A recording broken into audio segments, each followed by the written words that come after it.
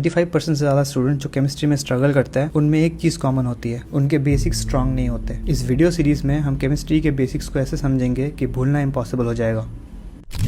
आज हम मोल कंसेप्ट का एक सब टॉपिक रिलेटिव एटॉमिक मास के बारे में बात करने वाले हैं। जब हम बोलते हैं कि एक ऑब्जेक्ट 10 किलो का है तो उसका मतलब क्या है? इसका मतलब है कि वो 10 टाइम्स 1 किलोग्राम है, और उसी चीज़ को हम 10,000 ग्राम भी बोल सकते हैं और उसको अप्रॉक्सीमेटली 22.05 पाउंड्स भी बोल सकते हैं। तो यहाँ पे रेफरेंस यूनिट बहुत ज़्यादा इंपॉर्टेंट हो जाता है। मैं आपको एक सवाल पूछता हूँ, is it good to use a single unit for every object on अर्थ?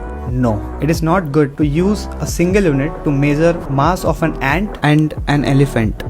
आपके स्क्रीन पे मास of electron, mass of proton and mass of neutron दिया हुआ है। आपको क्लियरली नजर आ रहा होगा कि mass of electron is very much less than mass of proton and neutron, और mass of neutron and proton is similar और अप्रॉक्सीमेटली सेम। हम ये इन्फॉर्मेशन थोड़ी देर बाद यूज करने वाले हैं। तो हम फाइनली स्टार्ट करते हैं रिलेटिव एटॉमिक मास, जिसको शॉर्ट में RAM बोल रहे हैं। तो it is defined as mass of atom divided by 1/12 into mass of carbon 12 atom. Why carbon 12 atom? कुछ नहीं, रेफरेंस है। जैसे मैंने बोला, रेफरेंस बहुत इंपॉर्टेंट है। तो यहाँ पे हम लोग इसको रेफरेंस मान रहे हैं। इसके जगह पे कुछ और भी यूज करते तो भी चलता, बट इसको रेफरेंस मान रहे हैं। कार्बन 12 के पास 6 प्रोटॉन और 6 न्यूट्रॉन है, यानी कि 12 न्यूक्लियॉन्स है। न्यूक्लियॉन्स का मतलब number of proton plus number of neutron. क्योंकि इलेक्ट्रॉन का मास कंपेरेटिवली बहुत कम है न्यूट्रॉन और प्रोटॉन के मास से, तो हम एटम का मास, प्रोटॉन का मास और न्यूट्रॉन का मास को ही बोल सकते हैं, इलेक्ट्रॉन के मास को नेग्लेक्ट कर सकते हैं।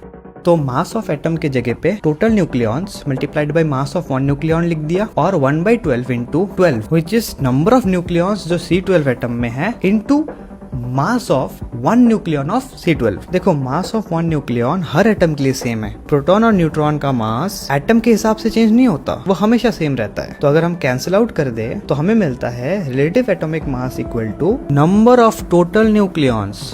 अब आपके स्क्रीन के ऊपर कुछ एग्जाम्पल्स है रिलेटिव एटॉमिक मास के। अब हम बात करने वाले हैं एटॉमिक मास यूनिट के बारे में। It is defined as 1/12 into mass of 1 C12 atom. तो मास ऑफ 1 C12 एटम का मतलब है मास ऑफ 12 न्यूक्लियॉन्स, और अगर हम कैंसिल आउट करें तो हमें पता चलता है कि 1 AMU equal to mass of 1 nucleon. तो 1 AMU equal to 1.66 into 10⁻²4 grams.